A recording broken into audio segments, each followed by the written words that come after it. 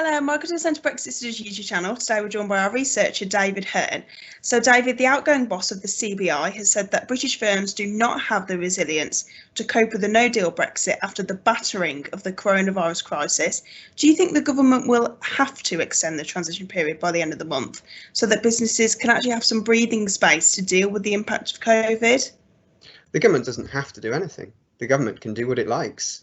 It's to a certain extent, it's not the government's concern if hundreds of thousands of firms go bankrupt in the event of a what we might call a no-deal exit.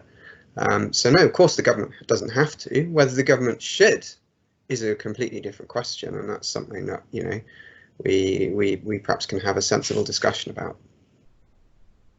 So the EU chief Brexit negotiator has said that Brussels is ready to quicken EU and UK trade talks with weekly meetings to find compromises on rules for fair competition, but insisted that Britain would not be allowed to cherry-pick terms or backtrack on existing promises. Of course, the trade talks haven't been going well, as we know, with very little progress. Do you think this could look slightly more promising now? I think it's very, very difficult to know what will happen behind the scenes. It's to a certain extent, whether or not there's an agreement, it almost has to look like this. You have to be able to sell it. You have to be able to sell it to Brexit voters. And I think if it all looks too easy, then people won't buy that. So you have to something has to look like a hard bargain has been driven, and that politics applies on both sides. Applies in the EU as well. Nobody wants to make it look like Britain has got somehow an easy deal. It's fairly clear. There's a fairly obvious optimal way out for both sides that wraps the UK into quite a close relationship.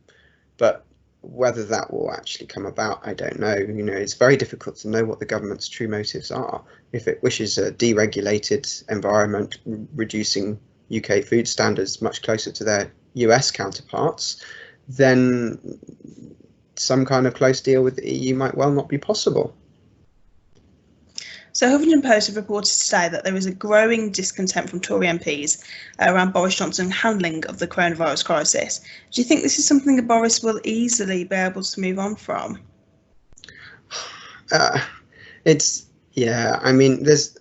There's been a lot of criticism from the Conservative right about the 2-metre distancing rule, about not reopening the economy, to use their words, quickly enough.